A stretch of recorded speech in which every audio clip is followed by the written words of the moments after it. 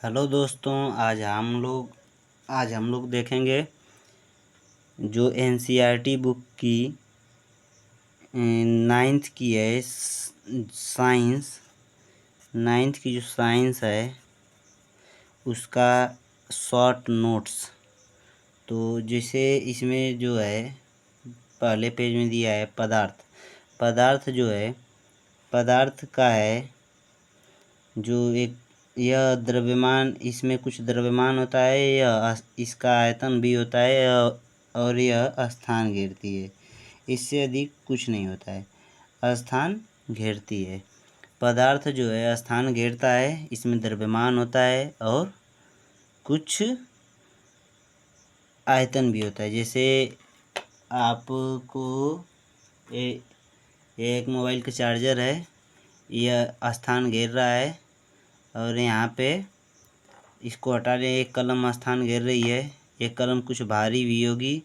इसीलिए इसमें कहते हैं कि पदार्थ का कुछ द्रव्यमान होता है और इसका आयतन होता है और स्थान घेरता है।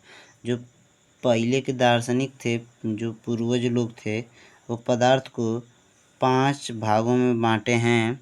इन्हें पंच तत्व कहते हैं, जो हैं वायु, अग्नि, पृथ्वी, जल, आकाश।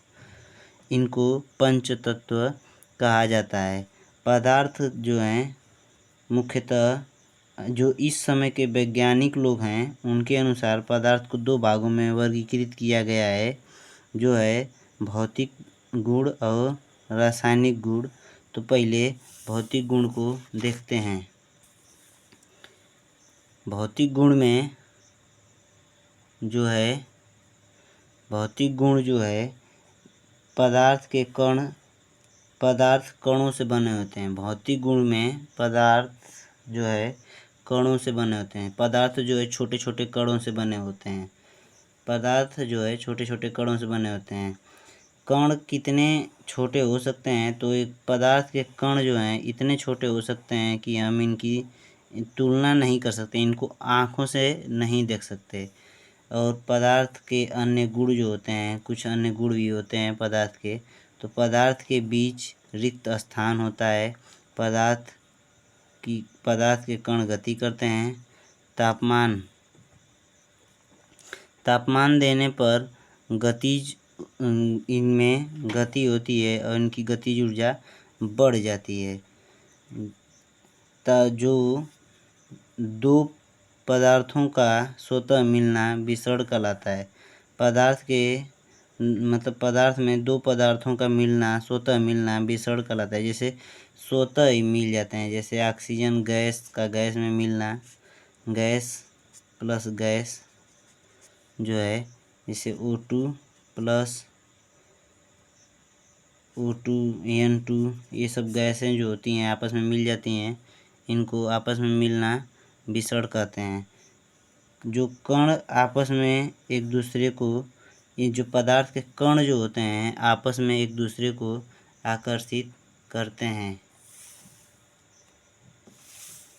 पदार्थ की अवस्था के बारे में देखते हैं। पदार्थ की अवस्था जो होती है मुख्यतः 3 प्रकार की होती है। उस तरह से तो आधुनिक के अनुसार 5 प्रकार की होती है, उसको आगे देखेंगे 2 को। पहले 3 को देखते हैं। इसका ठोस का उदाहरण है। अवस्थाएं जो होती हैं इसमें ठोस, द्रव और गैस। इसमें जो ठोस का उदाहरण है मिठाई, द्रव का उदाहरण है कोल्ड ड्रिंक जैसे पानी, और गैस का उदाहरण है गुब्बारे में भरी हवा। गैस का उदाहरण है। जो अब देखते हैं ठोस में क्या होता है, द्रव में क्या होता है और गैस में क्या होता है।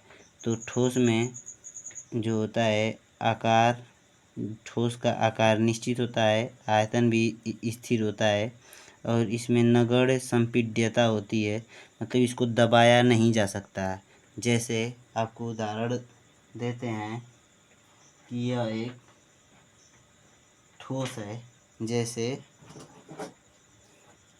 यह एक पंच है, इसको दबाया नहीं जा सकता। यह ठोस है, इसको आप दबा नहीं सकते, इसको तोड़ नहीं सकते हैं। तोड़ सकते हैं लेकिन इसको दबा के इसके जो पदार्थ हैं इनको अलग अलग जैसे इसको कंप्रेस नहीं किया जा सकता है, एक ही में जो जितना बड़ा बन गया है इतना ही बड़ा रहेगा, इसमें इसमें कुछ बदलाव नहीं कर सकते हैं। इस आकार बदल सकता है लेकिन उसको पिघलाने पर। तो आकार जो आकर्षण बल जो होता है इसके इसके कणों के बीच जो है, ठोस के कणों कणों के बीच आकर्षण बल बहुत अधिक होता है, जिस वजह से ये बहुत मजबूत होते हैं। आपस में विसरित नहीं होते हैं। ये क्रॉस का चिन्ह लगाए हैं कि आपस में यह विसरित नहीं होते हैं। और इसमें देखते हैं द्रव में जो है आकार निश्चित नहीं होता है, आयतन निश्चित होता है, आकर्षण कम होता है और इसकी संपीड्यता संभव होती है, इसको दबाया जा सकता है। जो द्रव जो होता है यह तरल होता है, यह लिक्विड फॉर्म में होता है, यह बहता है, एक जगह से दूसरी जगह बह जाता है, यह दृढ़ नहीं होता है और इसमें विसरण संभव होता है। गैस में देखते हैं, गैस में जो है आकार निश्चित नहीं होता है, आयतन भी निश्चित नहीं होता है, आकर्षण सबसे कम होता है इसमें, इसके कणों के बीच जो है आकर्षण सबसे कम होता है, जो इसकी संपीड्यता संभव होती है, इसको बहुत दबाया जा सकता है, सबसे अधिक संपीड्य होता है। और यह इसको जब दबा देते हैं तो यह तरल अवस्था में भी आ जाता है। विसरण सबसे तेज होता है, यह फैलता भी सबसे तेज है। जैसे कोई आदमी बीड़ी पी रहा है तो उसका धुआं बहुत तेज, बीड़ी जो पीता है आदमी उसका धुआं बहुत तेज फैलता है। और जैसे एलपीजी गैस यदि लीकेज कर रही है तो उसका भी जो गंध है बहुत तेज फैलता है। एलपीजी का गंध जो होता है मिथाइल सल्फर के यौगिक इथाइल मरकेप्टन के द्वारा जो है एलपीजी गैस महकती है। गैसों में सबसे तेज विसरण होता है, गैसों में सबसे तेज विसरण होता है। अगला देखते हैं एलपीजी की बात कर रहे थे, एलपीजी आ भी गया। एलपीजी जो है इसको बोलते हैं हिंदी में द्रवित पेट्रोलियम गैस। एलपीजी जो है इसका फुल फॉर्म होता है लिक्विफाइड पेट्रोलियम गैस। यह ऑक्सीजन है, ये भी एक गैस है। सीएनजी जो है संपीड़ित प्राकृतिक गैस, इसका होता है full form compressed natural gas. इन सभी को कंप्रेस यानी दबाया जा सकता है, यानी कंप्रेस करके सिलेंडर में भी भरा जा सकता है। जैसे गैस तो बहुत फैली होती है और इसमें जब इसको ऑक्सीजन गैस सिलेंडर को डाला जाता है तो यह कम आयतन यानी आकार में भर जाती है। इसी को बोलते हैं कि कंप्रेस गैस है। अवस्था परिवर्तन, ठोस के तापमान को बढ़ाने पर इसके कणों की गतिज ऊर्जा बढ़ जाती है। जब आप तापमान को बढ़ाएंगे तो इसके कणों के बीच की गतिज ऊर्जा बढ़ जाएगी। इस प्रकार से कणों के बीच की स्थान बढ़ जाता है, जिस कारण ठोस पदार्थ पिघल जाते हैं। जिस ताप पर ठोस पिघलते हैं उसे गलनांक कहते हैं। जिस ताप पर ठोस पिघलते हैं उसे गलनांक कहते हैं। वायुमंडलीय दाब पर 1 किलो ठोस को द्रव में बदलने के लिए जितनी ऊष्मा की आवश्यकता होती है उसे द्रवण की गुप्त ऊष्मा कहते हैं। 0 डिग्री ताप पर जल के कणों की गुप्त ऊष्मा उसी तापमान पर बर्फ के कणों की गुप्त ऊष्मा से अधिक होती है। वायुमंडलीय दाब पर यह तापमान जिस पर द्रव उबलने लगता है उसे क्वथनांक कहते हैं। जिस ताप पर द्रव जो होता है उबलने लगता है उसे क्वथनांक कहते हैं। और 100 डिग्री सेल्सियस पर जो है जल उबल जाता है और यानी वाष्प बन जाता है, वाष्प बन जाता है। और 100 डिग्री सेल्सियस पर वाष्प के कणों की ऊर्जा उसी तापमान पर जल के कणों की ऊर्जा से अधिक होती है। इसीलिए वाष्प से जलने पर जलन ज़्यादा होती है।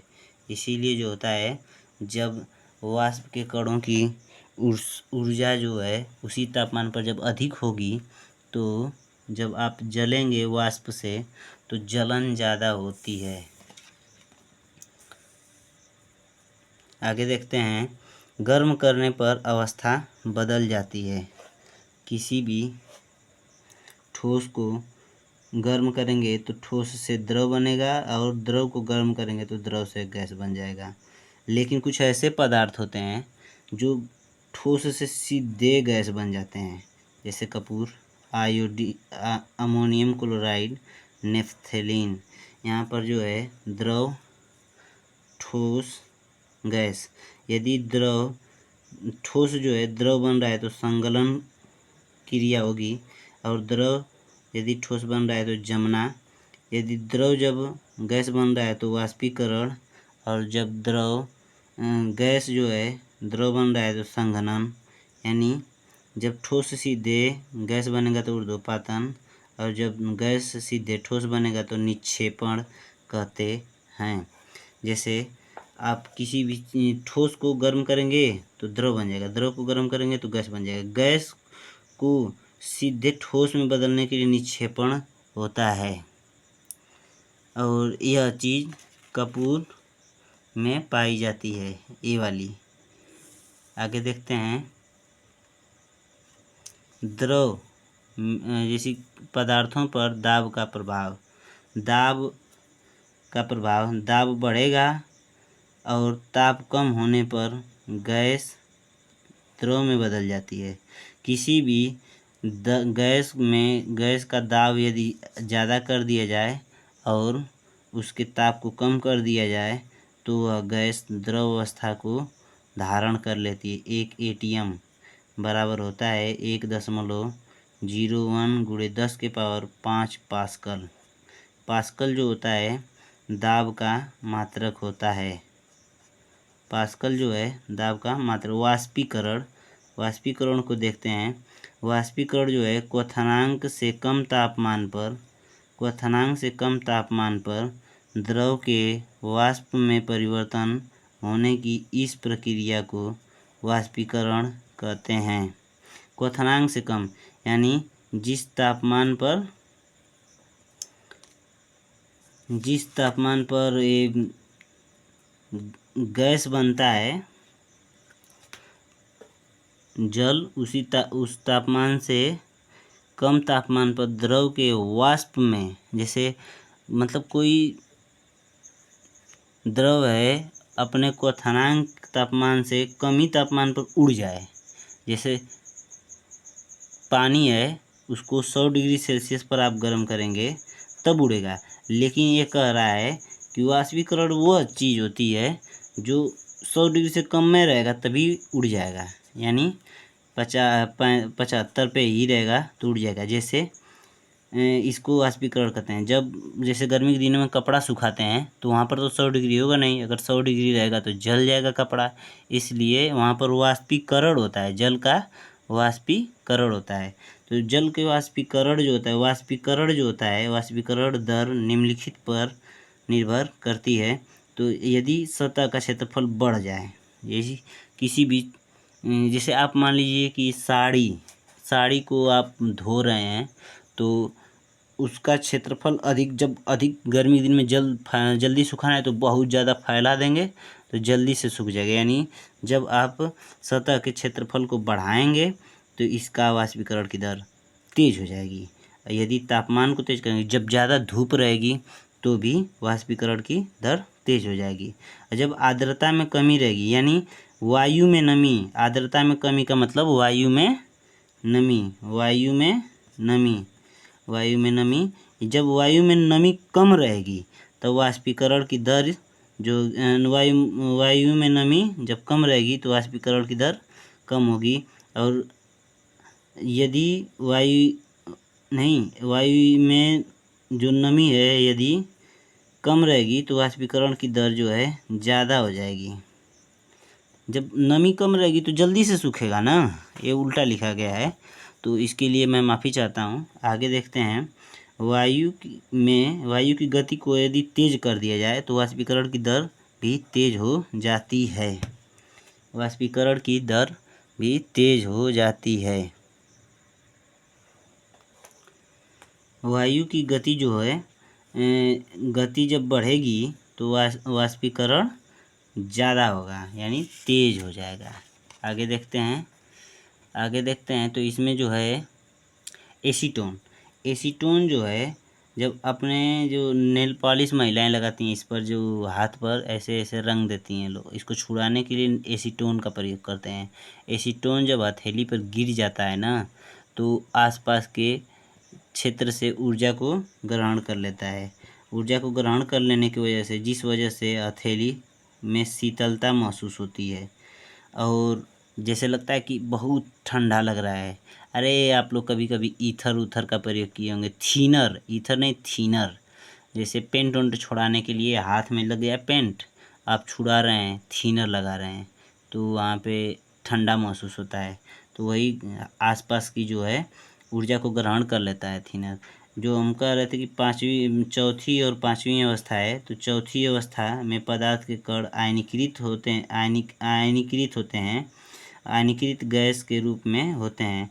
यह अवस्था फ्लोरोसेंट ट्यूब और नियान बल्ब में होती है। यह तारों और सूर्य में चमक का कारण यही है कि जो तारों और सूर्य में जो चमक का कारण है यही अवस्था है, पदार्थ की चौथी अवस्था।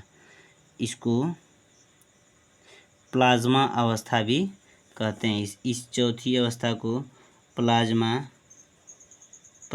अवस्था भी कहते हैं। कौन सी अवस्था? प्लाज्मा अवस्था।